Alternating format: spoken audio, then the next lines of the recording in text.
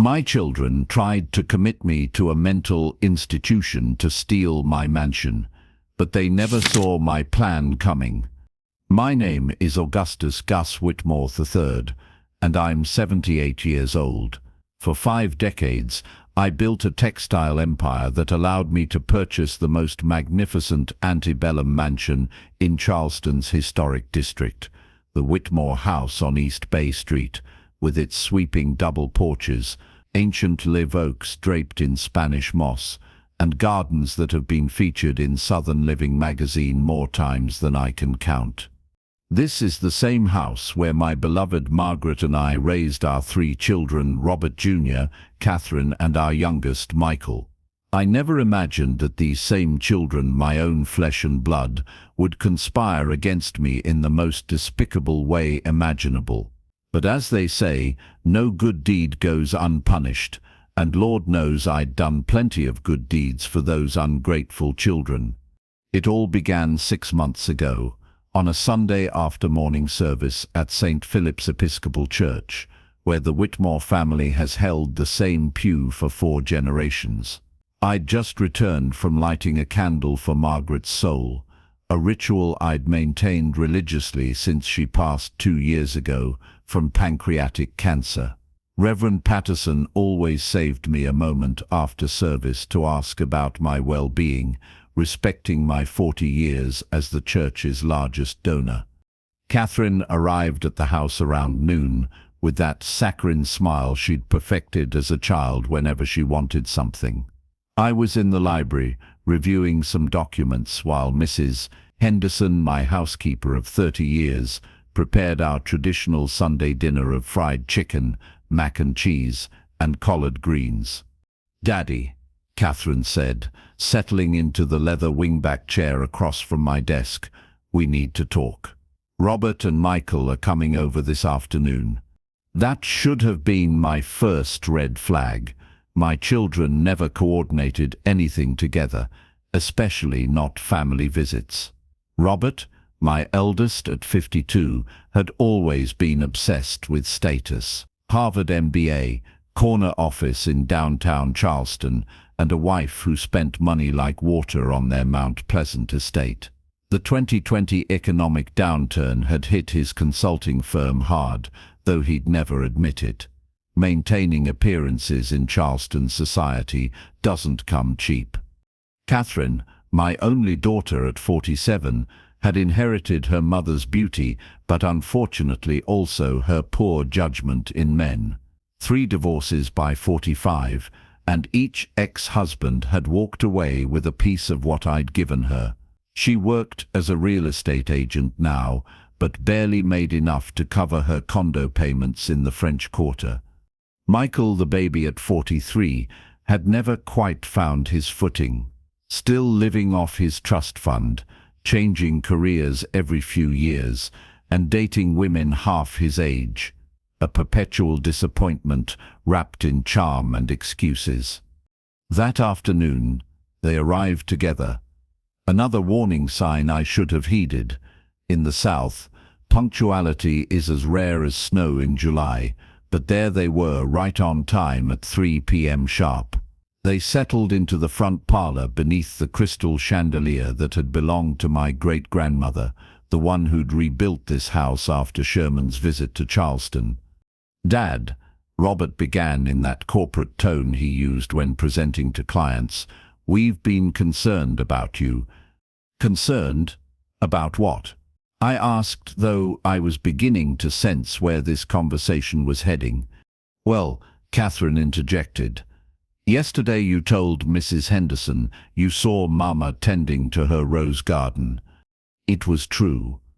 I had said that, but not because I was losing my mind, because I missed the woman who'd been my companion for 53 years, so desperately that sometimes I swore I could see her ghost among the Cherokee roses she'd loved so much.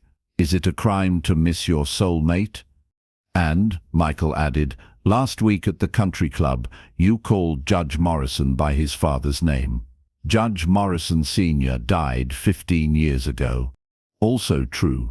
But I had a perfectly reasonable explanation. I'd been having lunch with old friends, sharing stories about the past, and got caught up in memories. Sometimes when you're talking about the old days, the past feels more real than the present.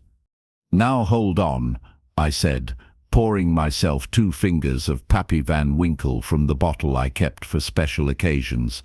I don't know what you're driving at, but Dad, Robert interrupted, we think you need professional help. This house is too big for you to manage alone, and Mrs. Henderson is getting up there in years herself. Mrs. Henderson was 75, just 3 years younger than me, but she was sharper than most people half her age. She'd practically raised my children, and now they wanted to discard her like yesterday's newspaper. We've been researching, Catherine continued, producing glossy brochures from her designer handbag, and we found an excellent facility outside Atlanta. Magnolia Springs Senior Care specializes in memory issues and has a wonderful reputation. Memory issues? I exploded. My memory is perfect. I remember the day each of you was born, your first words, when I taught you to sail on Charleston Harbor, when we watched the fireworks from the battery on the 4th of July. That's exactly the problem, Dad, Michael said with a smile that didn't reach his eyes. You're living too much in the past. It's not healthy. That's when it hit me like a thunderbolt. This wasn't about my health or well-being. This was about money. The Whitmore house was worth at least $8 million, not counting the antiques, artwork, and investments I'd accumulated over decades. They wanted me declared mentally incompetent so they could seize control of everything.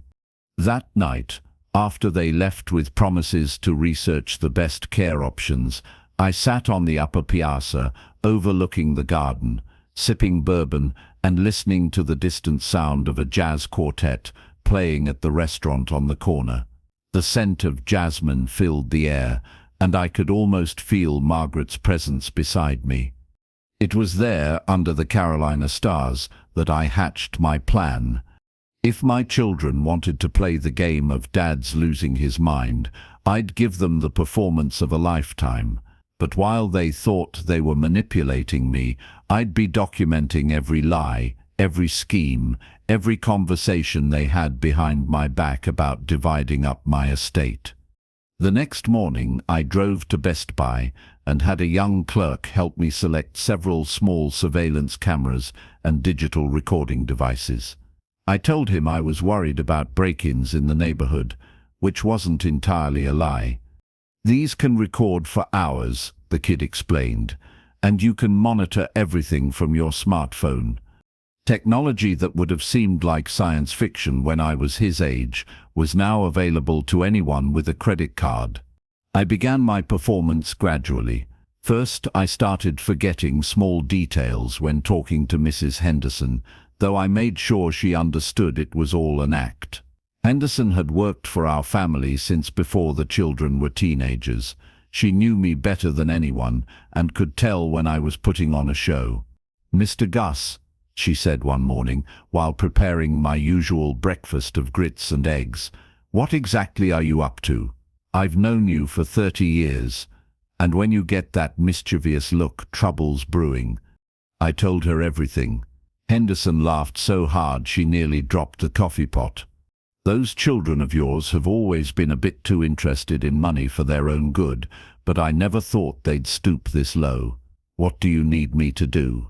Just play along when they're here, and keep your eyes and ears open." Phase 2 began when Robert brought a specialist to the house. Dr. Richards arrived with his black medical bag and that condescending air some doctors adopt when dealing with elderly patients. He looked like he'd gotten his degree from a Cracker Jack box and practiced medicine at a strip mall clinic. "Mr. Whitmore," he said in that patronizing tone, "I'm going to ask you some simple questions to assess your cognitive function." "Of course, doctor," I replied, putting on my best confused elderly gentleman act.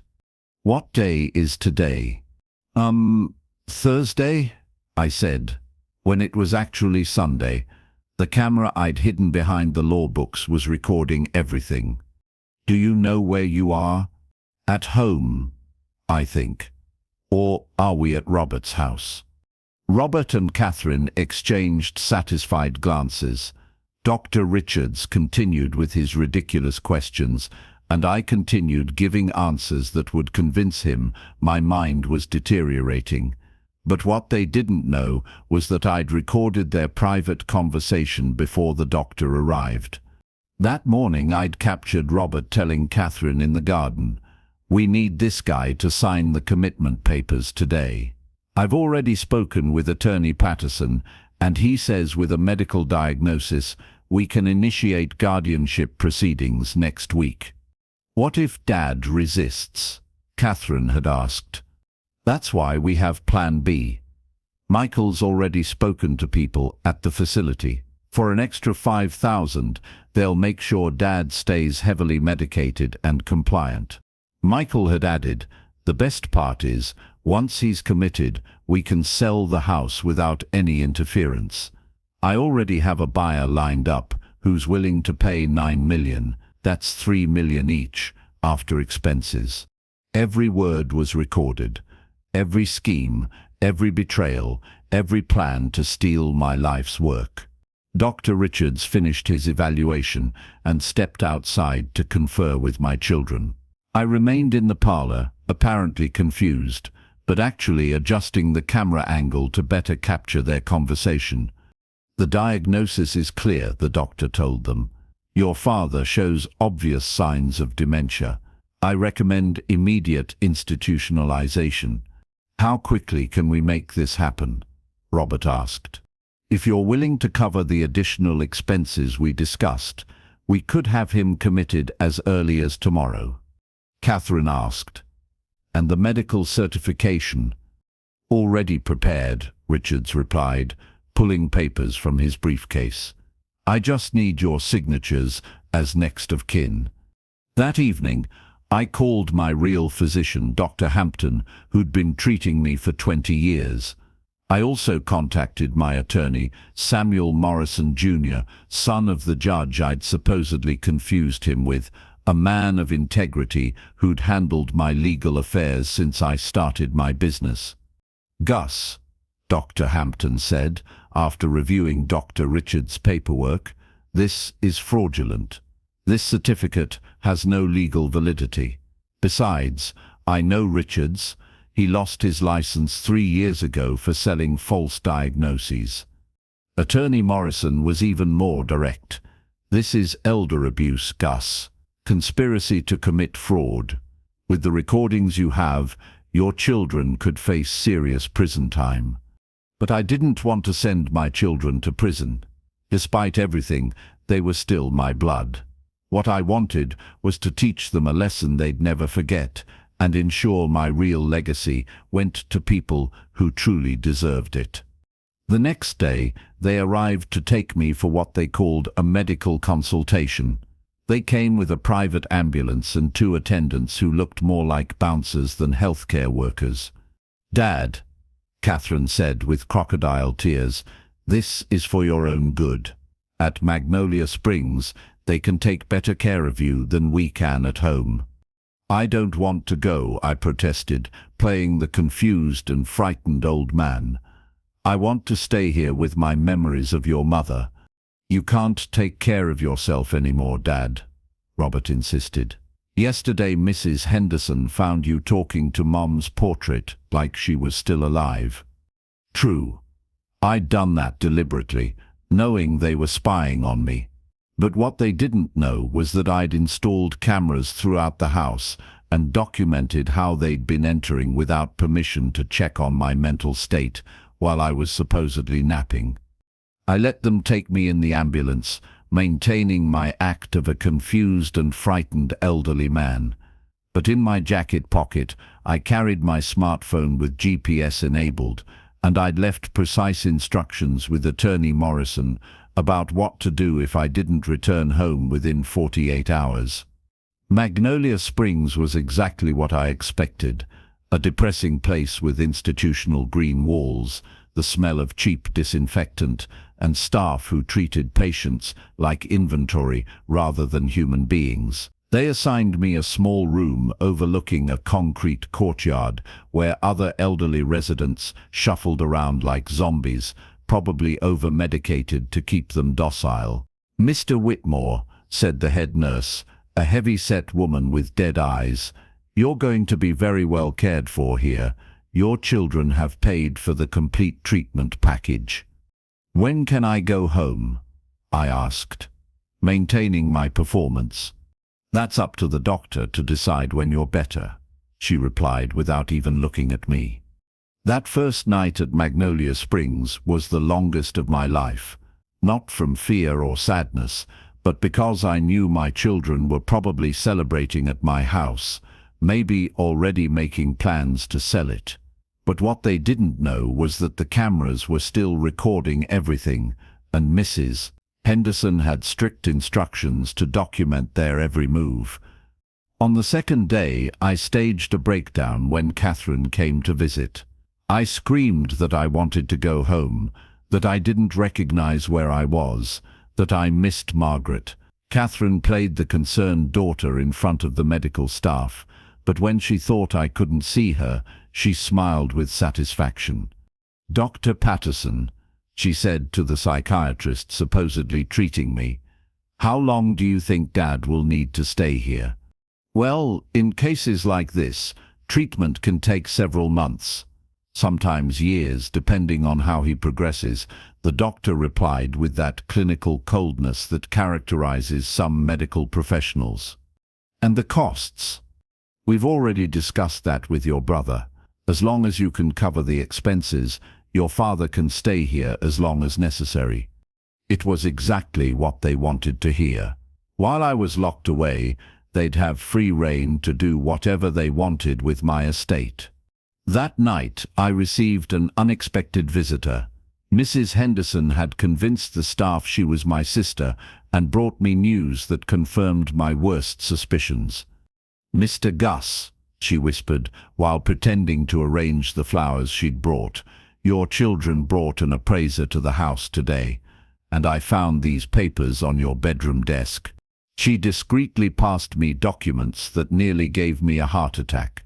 They were preliminary sales contracts, forged powers of attorney, and most damning, a petition to have me declared legally incompetent based on Dr. Richards' fraudulent diagnosis. "Also," Henderson continued, "I overheard Mr. Robert on the phone with someone talking about speeding up the process before the old man realizes what's happening and tries to change his mind." It was time to activate the final phase of my plan. The next day, during visiting hours, all three of my children arrived together. They wore expressions of forced concern, but I could see the greed gleaming in their eyes. "Dad," Michael said, "the doctor says you need to sign some papers for your treatment." They brought me a folder full of documents. At first glance, they looked like medical forms, but hidden among them were the powers of attorney and authorization to sell my property. "I can't read these," I mumbled, feigning confusion. "My eyes aren't what they used to be." "Don't worry, Dad," Robert said with that fake smile he'd perfected. "These are just forms so you can get the best treatment. We'll handle everything." I took the pen and pretended to start signing, but instead of writing my name, I wrote Augustus Whitmore Knows Everything, October 15th, 2024. Robert didn't read what I'd written. He simply filed the papers in his briefcase, satisfied that he'd obtained what he thought was my signature. "Very good, Dad," Catherine said, giving me a kiss on the forehead that tasted like betrayal. "Now rest. We'll take care of everything." After they left, I pulled out my smartphone, which I'd managed to hide from the medical staff, and called Attorney Morrison. "Sam," I said, "it's time to proceed. Activate the plan we discussed." "Are you certain, Gus? Once we start this, there's no going back." "Absolutely certain. My children have shown me exactly who they really are. Now it's time for them to face the consequences." What my children didn't know was that for the past 5 years, since Margaret died, I'd been secretly working with Attorney Morrison to establish a charitable foundation. The Margaret Whitmore Foundation would inherit my entire estate, with a mission to help elderly people abandoned by their families and to provide scholarships for underprivileged children in Charleston. Moreover, I'd recorded all their conversations, documented all their schemes, and had evidence of their conspiracy to defraud me. But instead of sending them to prison, I had a much more educational plan in mind. The next morning, Attorney Morrison arrived at Magnolia Springs, accompanied by Dr. Hampton and a notary public. He also brought a reporter from the Post and Courier, because I wanted all of Charleston to know what had happened. "Good morning, Mr. Whitmore," the attorney said with a smile. "Do you feel mentally competent to make legal decisions?" "Completely competent," I replied, dropping the confused elderly man act entirely. Dr. Patterson and the facility staff were stunned when I began speaking with perfect clarity, citing specific dates, bank account numbers, and legal details that any person with dementia could never remember. Dr. Hampton told his colleague, "This man has no signs of dementia whatsoever. The diagnosis in your file is completely fraudulent." At that moment, my children arrived, alerted by the facility staff that something unusual was happening. Their faces when they saw me speaking perfectly were priceless. "Dad," Catherine stammered, "what's going on?" "What's going on, my dear daughter," I said with a calm I didn't feel inside, "is that you've all shown me exactly the kind of people I hoped you'd never become. I played the recording where they planned to keep me heavily medicated so I couldn't protest. Then I played the recording where they discussed selling my house and splitting the money. Finally, I showed them the forged documents they'd prepared. This, I told them, constitutes conspiracy to commit fraud, falsification of documents, and elder abuse. These are serious felonies that in South Carolina carry sentences of several years in prison." Robert went pale. Catherine began crying, but this time the tears were real. Michael just stood there speechless. "However," I continued, "I'm not going to send you to prison. You're my children, and despite everything, I love you. But you won't inherit a single penny of my fortune either." Attorney Morrison produced the foundation documents and explained that my entire inheritance would go to help people who truly needed it. "Dad, please," Robert pleaded. "We can explain everything. We were worried about you, truly." "Worried?" I finally exploded. "You were so worried that you paid a fake doctor to declare me insane. So worried that you planned to keep me drugged so I couldn't defend myself. So worried that you already had a buyer lined up for my house." They couldn't answer because there was no possible response. "However," I added, "I'm going to give you one chance at redemption. The foundation needs volunteers. If you really want to prove you care about me and the family legacy, you can dedicate your time to helping other elderly people who are in the situation you wanted to put me in."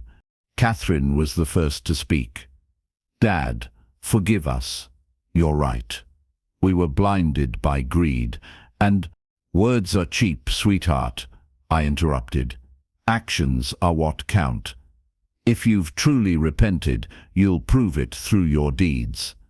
In the months that followed, something extraordinary happened. Robert began volunteering at a nursing home for abandoned elderly people. At first, he did it just to appease me, but gradually he discovered that he genuinely enjoyed helping people who had been forgotten by their families. Catherine got involved with the foundation and began organizing fundraising events. Her social skills, which she'd previously used only for her own benefit, were now serving a good cause. Michael surprised me the most. He found his calling teaching literacy to underprivileged children. For the first time in his life, He had a real purpose and felt useful. I returned to my mansion on East Bay Street, where Mrs. Henderson welcomed me with the best fried chicken she'd made in years. That night, sitting on my piazza under the stars, I raised a glass of bourbon to Margaret. "My love," I said to her portrait, "our children finally learned what family really means." 6 months later, in a ceremony in the garden of my home, I officially inaugurated the Margaret Whitmore Foundation. My 3 children were there, not as heirs, but as committed volunteers helping others. Robert spoke first.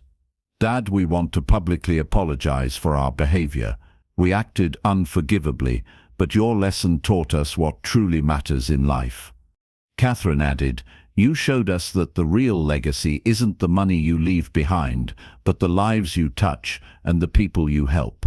Michael, with tears in his eyes, said, "Thank you for not giving up on us, Dad. Thank you for showing us that it's never too late to change." That day I understood that my plan had worked better than I'd ever hoped. I hadn't just protected my estate from greed.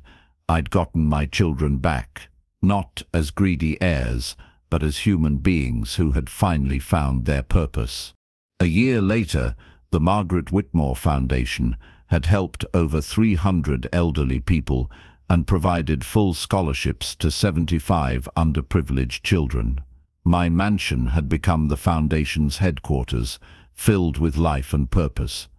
And I, Augustus Whitmore III, at 79 years old, had learned that the best inheritance I could leave wasn't a house or money in the bank, but the example that it's never too late to do the right thing, and that true family is built on love, respect, and actions, not blood and greed.